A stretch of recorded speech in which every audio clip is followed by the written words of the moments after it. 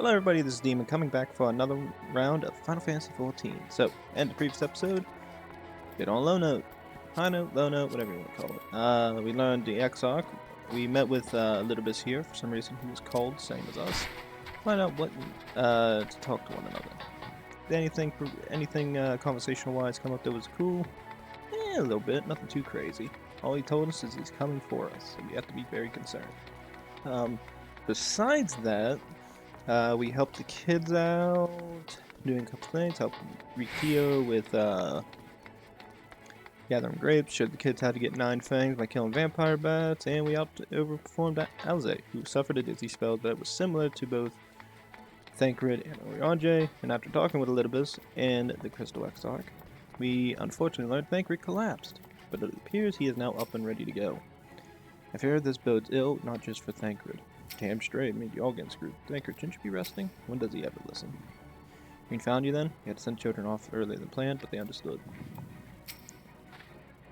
Appears our friend is already awakened. For that, at least, we can be thankful.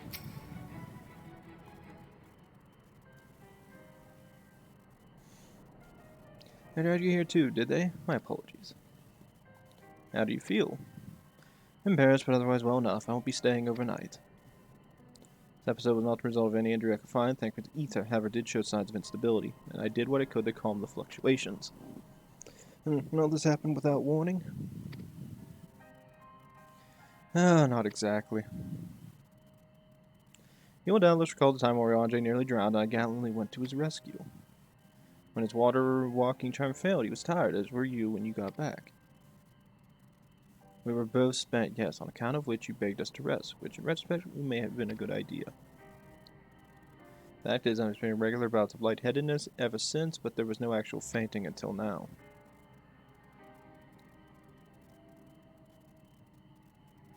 As I've known, Zhed, I have no lingering injuries, and most assuredly isn't old age, which leaves but one likely cause. The link between body and soul is weakened further.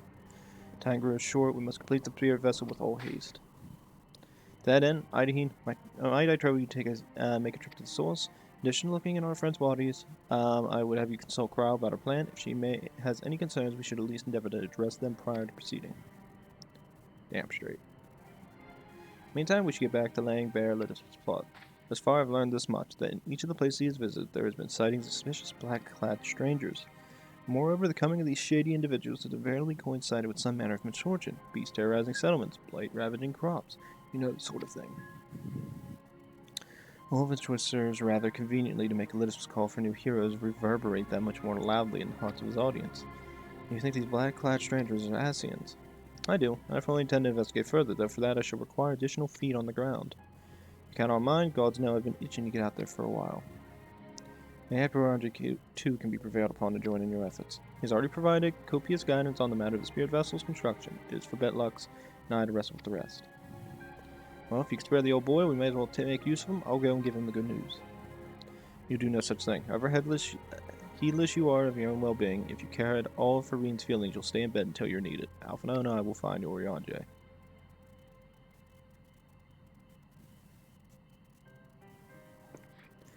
All being well, we will have news to share by the time you return. Safe travels, everyone.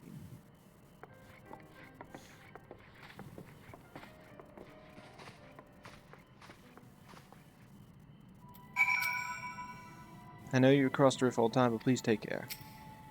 Unless you misunderstand, I'm not averse to putting my feet up. It's been coddled like a brittle bone nonagarian that chafes. I don't know what them words are, but those were some fancy words there. Oh my.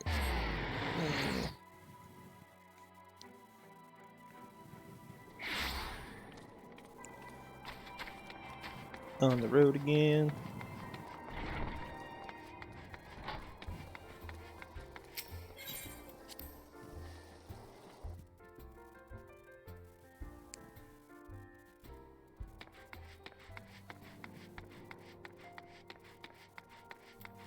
Okay, Tard looks worried, so something must be going on with their bodies.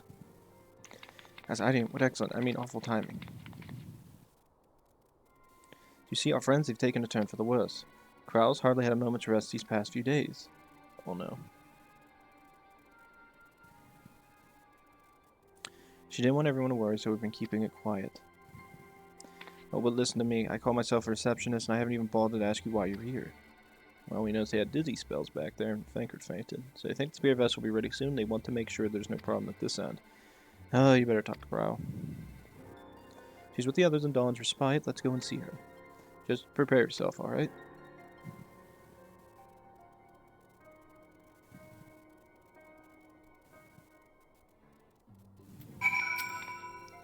I'll try to through that door. Lead the way when you're ready. Okay.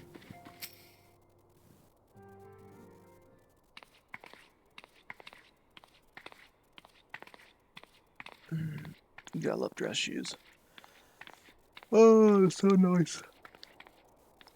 Wait, was there a door to another door? Excuse us.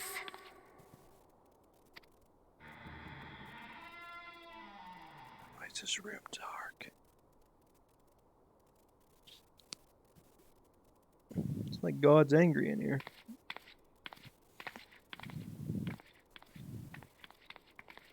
This way. Why is it so dark?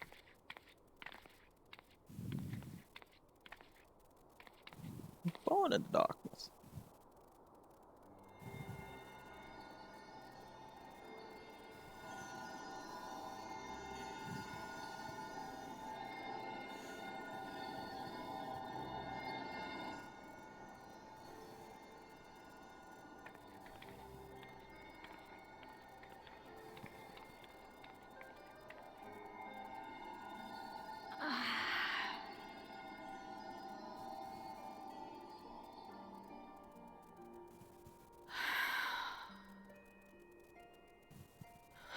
I would rather you hadn't seen this. I'm sorry. We have urgent tidings. Oh, no, I'm not angry with you. On the contrary, I know full well how hard everyone has been searching for a way to return home. And I had hoped to afford you the time you needed. But given our friend's present state, perhaps it was for the best that you came.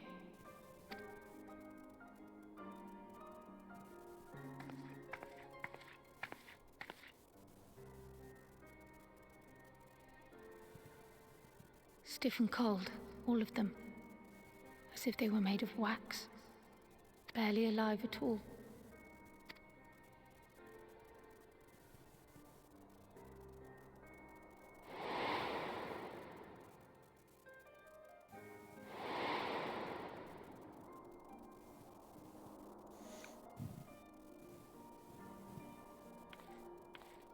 And they had been doing so well. Save for occasional signs of etheric instability, they appeared to be in passable health. Then, quite without warning, things took a turn for the worse. A change for which even Master Matoya could offer no explanation. She could only remind me that the soul is yet an unknown frontier, and that much and more lies beyond our ken.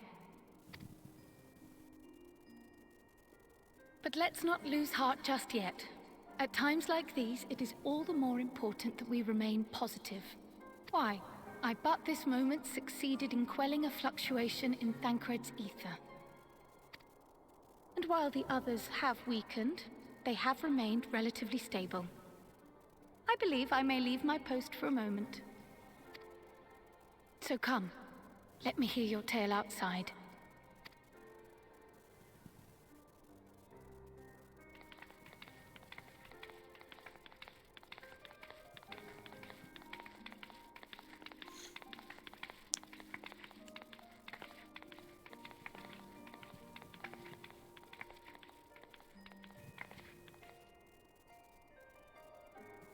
Don't want to leave everybody.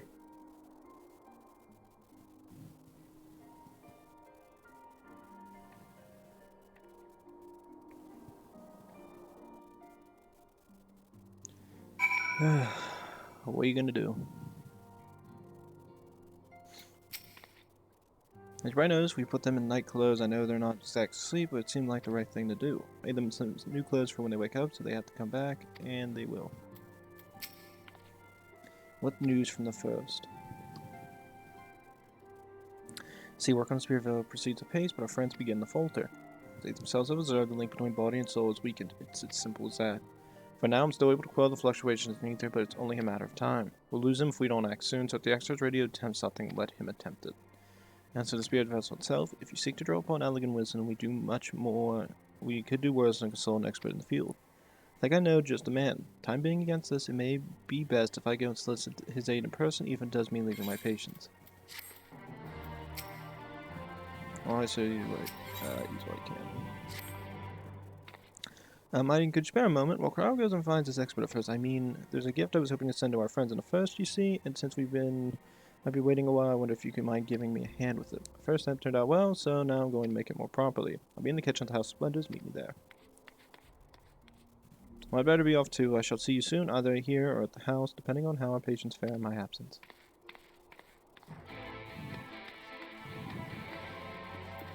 Oh, I haven't been here for a bit. Change out fairly in Eorzea, the situation again with Doc's hand. Oh, okay, I guess there's nothing really bad. I don't think there is. Yeah, I think we're fine. I can leave. I was gonna talk to everybody, but I was like, wait a minute, I think most of these people just have repeated lines. They really don't change them all that much like they used to. Run. Gotta run, gotta run.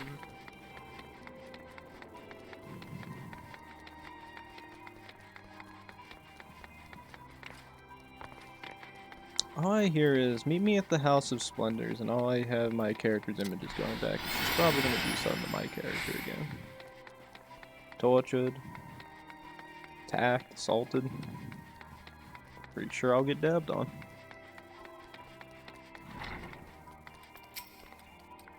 Hey, Hydaelyn, as I'm sure you've guessed, the gift is a bit of home cooking. Unlike Crow, I can't do much to help our friends directly, but that doesn't mean I've been idle. No, I've been doing my best for the Order, taking on this job and keep our coffers full. I've even helped out with the Guardian restoration. In the course of all this, my culinary skills have come on quite a bit, so I thought, why not make something for our friends? It's baking in the oven, even steak shouldn't be long now. What are you making?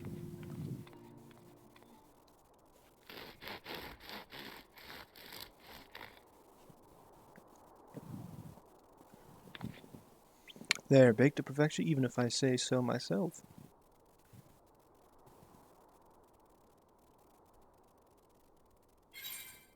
It's bread. Smells great. Your cake looks like bread.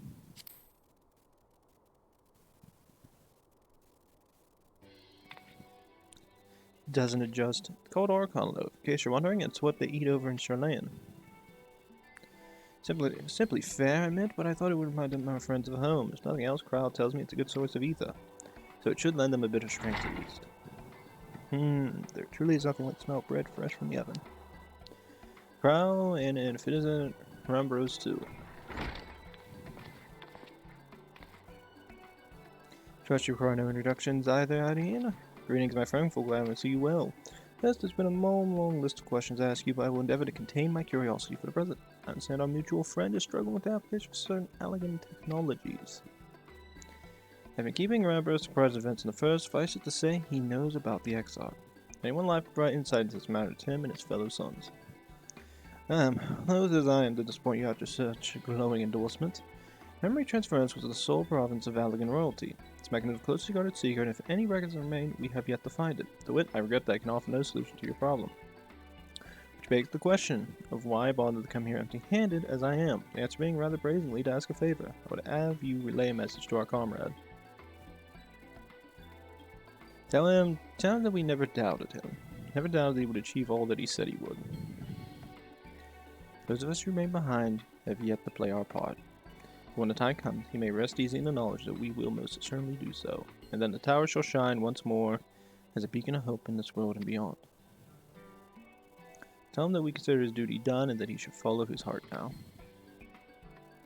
Okay, but do you say this to discourage him from overexerting himself, or to encourage him to hold nothing back? And that is a friend to decide. By the way, to say a certain someone will be unimpressed.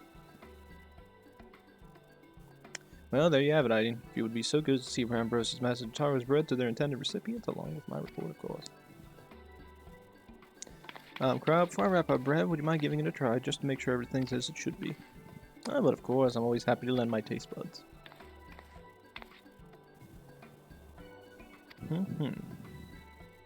Excuse me, Rambros, as fellow Charlene, may I trouble you for your opinion? I usually mine with a good dollop of rumberry jam, but I suppose plain is the same for a simple purpose.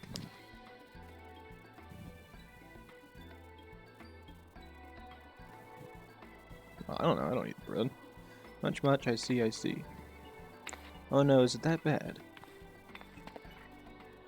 It is indeed tart, dense, and unpleasant, exactly as it should be. Aha, just so, the very taste of home.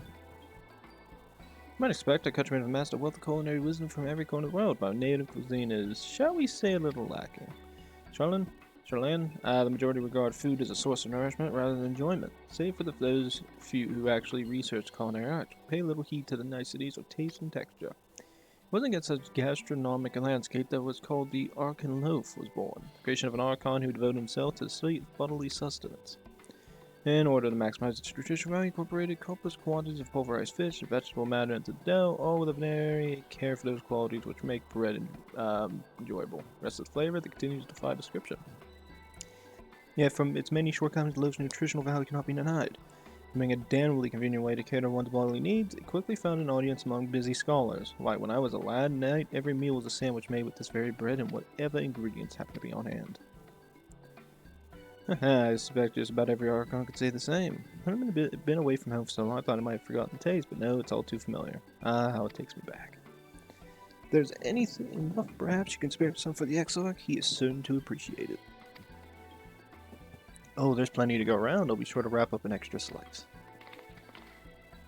Hydaelyn, when you deliver the loaf, please be sure to send everyone my regards. Tell them we're doing everything we can, that we'll be praying for their safe return until the moment they get back.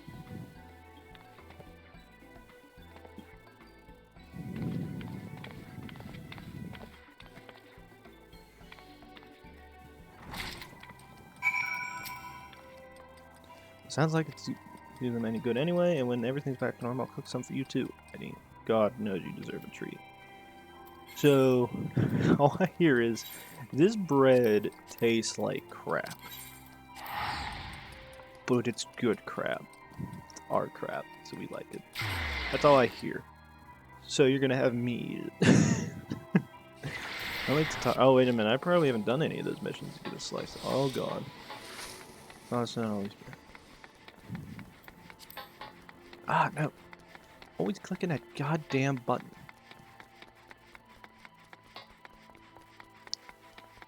Well, time to run up these stairs like Rocky Balboa and try to become the next world champion of the world in boxing. Gotta love it.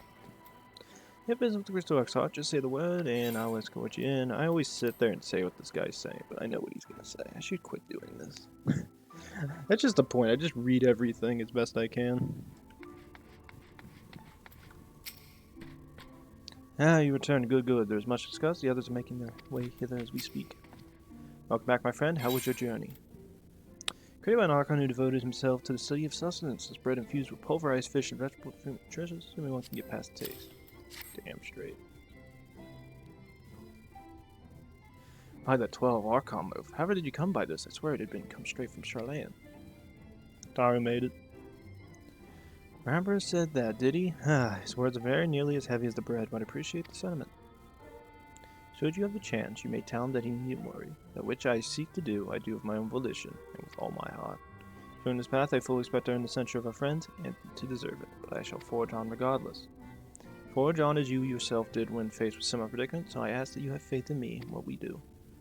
But we were talking about your journey before the others arrive. I would have hear how their bodies fare. Oh, and the bread I shall save for later. Though it has been many years, I have not forgotten the feats of mastification required to consume it, nor how unconducive they are to conversation.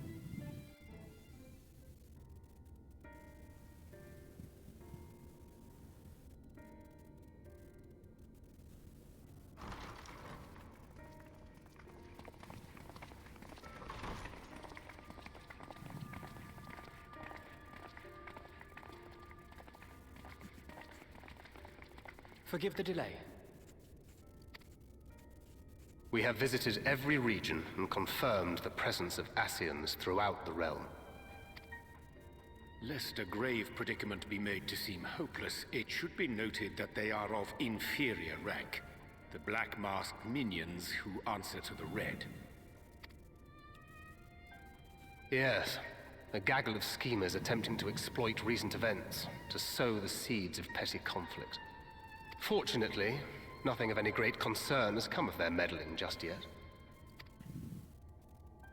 We also encountered a number of the Crystarium's former defenders, busily solving this problem and that in a bid to become warriors of light. Their zeal is to be applauded. 'Tis but a pity I cannot encourage them on their course. Not knowing Elidibus set them upon it, no. Both the troubles to be solved and the villains to be vanquished are his doing too, like as not. And so, with apologies to the aspiring warriors of light, I believe it best that we deal with the Ascians quickly and quietly. I quite agree. But tell us, what news from the source? How fare our bodies? Sorry, but things take a turn for us. Well enough, though it's not. Time is on our side. I'll be honest.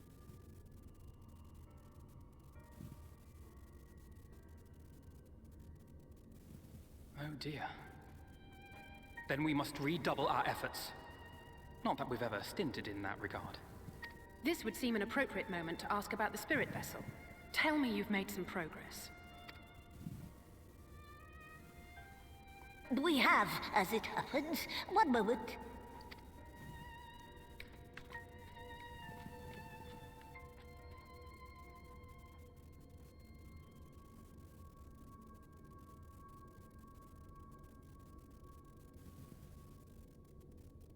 The red stones. Then this doth mean... For the benefit of all, permit us to explain. As you will recall, using white auracite as our starting point, we fashioned a vessel for mind and memory both. Yet, though it served this purpose admirably, the process of imbuing it with one's complete essence proved a somewhat thornier proposition. Simply put, the memory would not accompany the mind. And so, we looked to the Allagan's mastery of memory transference for a solution. This approach was not without its own complications, however, relying as it does upon blood, which inanimate objects, notably, do not possess. We duly explored methods of suffusing the vessel with drops of the aforementioned. Alas, our painstaking experimentation succeeded only in making me feel faint, and singularly failed to imbue the crystal with the necessary properties. It was then that an idea occurred to me, namely that we might fuse the vessel not with normal blood, but with my crystallized essence.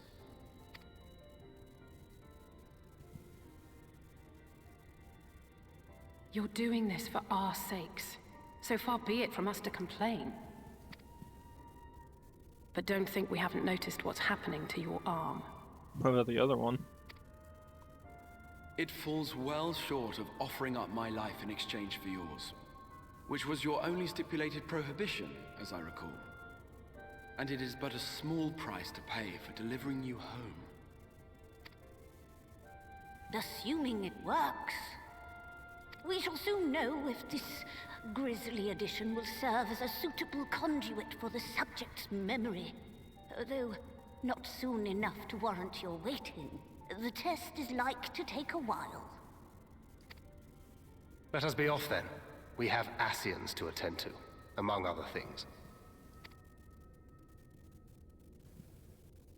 Forgive me, but I count 6 vessels, and there are only 5 of us. One is for testing purposes. I will personally use it to see whether the crystal functions as it should. And if it does, wouldn't that mean that your soul could also return to the source?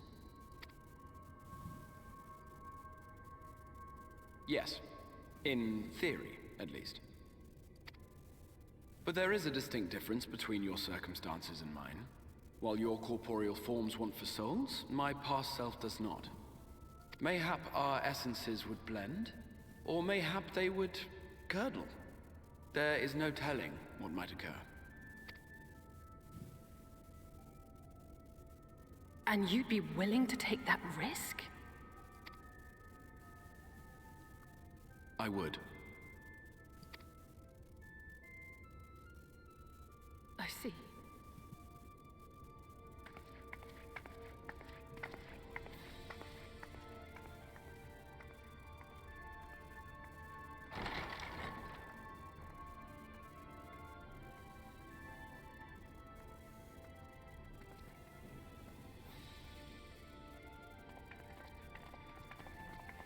Damn.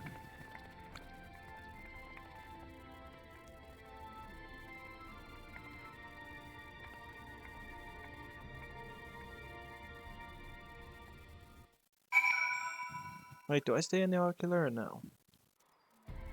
No. I, for one, support the Exarch's choice. To be alive is to be driven by a purpose, if you are driven as him. Stupid, but I never really stopped to think about what would happen once the vessels were complete, and now? No, there's no point. I hope the test is successful, truly. My grandfather first started journey to Eorzea. Alzai did not take kindly to my silence on the subject. Don't pretend to be understanding things you don't, she said, or rather shouted. Not from the offer to the scorn, I predisposed to sympathize with the Exarch, but I do understand how she feels. Better now than ever I did, certainly. Sorry, I know a child storm off like that and probably to feel the way I do. Pull yourself together now, Alzai. Hast thou a moment, Hydaelyn? I will speak with thee on the matter of the Exarch's mooted return unto the source. Thou wilt have observed that our friends spake not in certainties, yet if Beckluck hath the right of it, Spot will predict the outcome of his plan with some confidence. And it is their assessment that given the opportunity the Exarch's soul should successfully merge with that of his younger self, which is not to say the process without complications. For one, the Exarch had not been subject to an additional rejoining, experience which would have wrought a change in its hero composition. As thou thyself didn't demonstrate emerging with our but however, there is in existence an affinity twixt like souls, and this doth carry us cause to hope. Yet there remains one immutable condition upon which success doth hinge. The Exarch must needs recognize his past self as simply that, himself. As our recent travails have demonstrated, memories are essential to the soul, and any discrepancy in the former may feasibly cause the latter to spurn its former flesh. It is a simply simple yet complex problem. For nigh on a century, our friend has striven only to deliver this realm, and to deliver thee. And to that singular end, he did cast aside his very name, that he might assume the mantle of Crystal Exarch. Henceforth, none can say what choices our friend will make, but I thought it only right that thou should be made aware of these truths. As to be in doubt, the Exarch hath long been aware of his possibilities, he but recently unfolded us, wherefore he did refrain from sharing them until now I cannot say.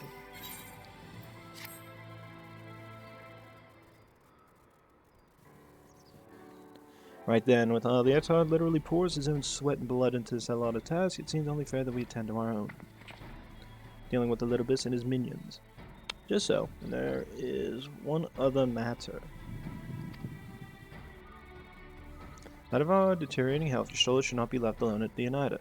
Might I trouble you to visit her, Hydaelyn? See that all is well? I would go myself, but I think she might be safer in the hands of one less prone to collapsing. My thanks. You may leave the Ascians to us. Once they're out of the way, we will retire to Yulmore, and when Y'shtola is finished plumbing the depths, I'd like the two of you to join us there. If you're bound for Oneida, I suggest you go via Vermont Yards. Our friends there will be glad to provide a boat for you. Let's be on our way, then. Don't do anything I wouldn't do. Wait, I have a gift for you from Tataru. I have a delivery from Soros, Kupo. Courtesy of one Tataru. Taru.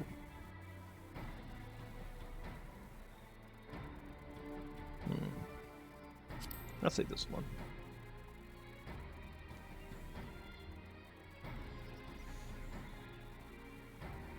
Alright, you say, whatever could it be?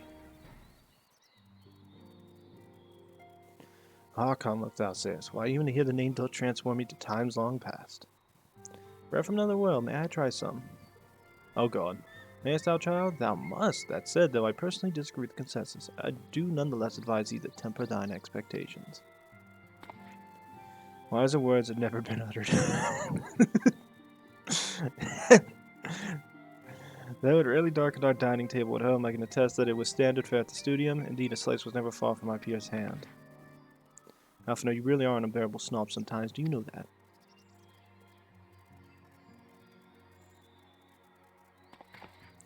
What I believe my colleagues are trying to say is that we appreciate the gesture. Tell Tatara we'll do our best to return before she's forced to seek further supplementary employment.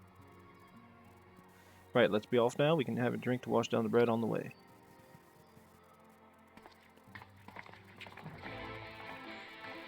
Why is Alphino standing there thinking?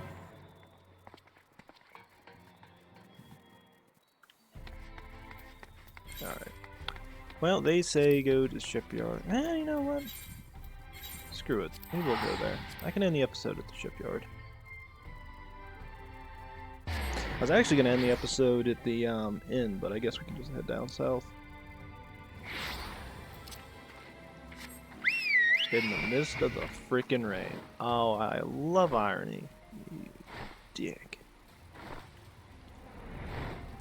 Ah, to fly through the sky. Whee.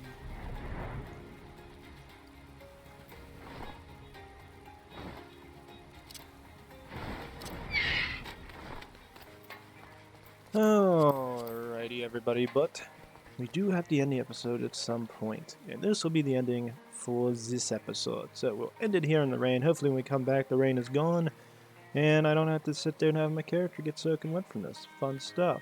So with that, all I have to do is say this. Please like, subscribe, leave a comment down below. And when we come back, everybody, we'll talk to the shipwright, get on a boat, head to where Y'shtola is, and hopefully tell her about the things that we have learned as a result of being at the Crystarium and learning that our friends need to get the spirit vessels and get going. Otherwise, there's a chance we might lose them, because their bodies, as we saw in the source, are not doing as well as we had hoped. So, I'll be sure to see you guys next time. Thanks.